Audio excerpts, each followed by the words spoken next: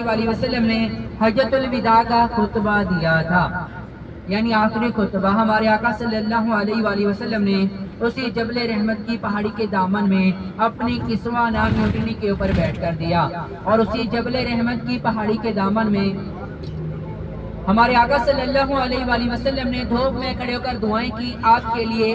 میرے لیے، ہم سب کے لیے، اپنی امت کے لیے دعائیں مانگی، اور اللہ تعالیٰ نے وہ دعائیں قبول فرمائی۔ اور اسی میدان عرفات کے اندر، اسی جبل رحمت کی پہاڑی کے قریب حضرت آدم علیہ السلام کی توبہ قبول ہوئی تھی۔ دیکھیں اللہ تعالیٰ نے حضرت آدم علیہ السلام کو جب جنت سے نکالا تو سری لنکا میں اتارا اور اماں حوا کو جدہ کے اندر اتارا۔ حضرت آدم علیہ السلام سری لنکا سے چلتے چلتے جب اسی میدان کے اندر، میدان عرفات کے اندر، اسی جبل رحمت کی پہاڑی کے دامن میں، پہاڑی کے قریب پہنچتے ہیں تو اللہ تعالیٰ سے دعا کرتے ہیں، ربنا ظلمنا انفسنا وَإِن لَّمْ تَغْفِرْ لَنَا وَتَرْحَمْنَا لَنَكُونَنَّ مِنَ الْخَاسِرِينَ۔ یہ دعا مانگی تو اللہ تعالیٰ نے ان کی توبہ بھی قبول فرمائی اور دعا بھی قبول فرمائی۔ اور اسی میدان کے اندر، میدان عرفات کے اندر، حضرت آدم علیہ السلام اور اماں حوا کی ملاقات بھی ہوئی تھی۔ ان دونوں کی ملاقات کے بعد یہ دنیا کا سلسلہ شروع ہوا تھا، آغاز ہوا تھا۔ ویسے بند دیکھیں،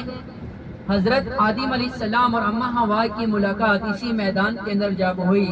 تو اس میدان کا نام کچھ بھی نہیں تھا، صرف یہ میدان ہی تھا۔ ان دونوں کی ملاقات کے بعد اس میدان کا نام رکھا گیا عرفات۔ دیکھیں عرفات عربی زبان کا لفظ ہے جسے ہم اپنی زبان میں اس کو کہتے ہیں جاننا اور پہچاننا، کیونکہ اسی میدان کے اندر حضرت آدم علیہ السلام اور اماں حوا نے ایک دوسرے کو پہچانا، جانا،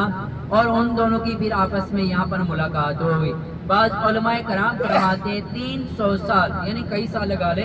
کئی سال ایک دوسرے کو ڈھونڈتے ڈھونڈتے اسی میدان کے اندر جب پہنچتے تو اللہ تعالیٰ نے ان کے آپس میں ملاقات کرائی، اور ان دونوں کی ملاقات کے بعد ہی یہ دنیا کا سلسلہ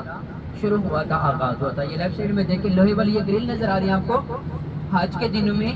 ان کے اوپر ترپال ڈالے جاتے ہیں، خیمے بنائے جاتے ہیں، ٹینٹ بنائے جاتے ہیں، اور ان کے اندر کلینے بچھائی جاتے ہیں، گدے تک کے اے سی لگائے جاتے ہیں، کھانے پینے کا سب انتظام کیا جاتا ہے صرف ایک دن کے لیے، 9 ذی الحجہ کے دن کے لیے۔ باقی یہاں پر سارا سال کچھ بھی انتظام نہیں کیا جاتا۔ یہ رائٹ سائڈ میں بھی جتنا دیکھیں جگہ آپ کو نظر آ رہی ہے، یہ بھی عرفات کا میدان ہی ہے،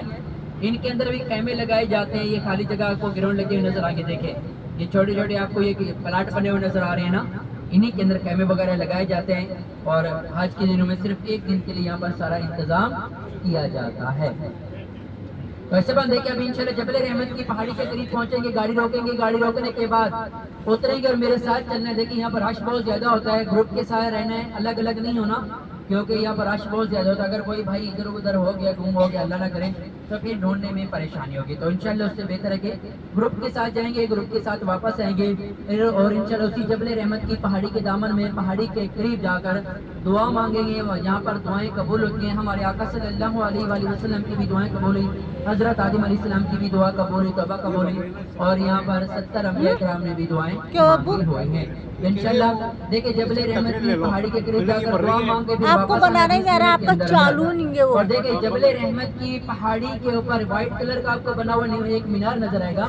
اس کی کوئی فضیلت نہیں، کوئی خاص نہیں ہے، وہ ترکی کی حکومت نے بنایا تھا سلطنت عثمانیہ کے دور میں، تاکہ وہ پہاڑی گم نہ ہو جائے، صرف نشانی کے طور پر بنا ہوا۔ یہ سامنے پہاڑی ہے، یہاں گاڑی روکتے ہیں، گاڑی روکنے کے بعد انشاءاللہ چلیں گے، سب گروپ کے ساتھ جائیں گے، گروپ کے ساتھ ہی واپس آئیں گے انشاءاللہ تعالی۔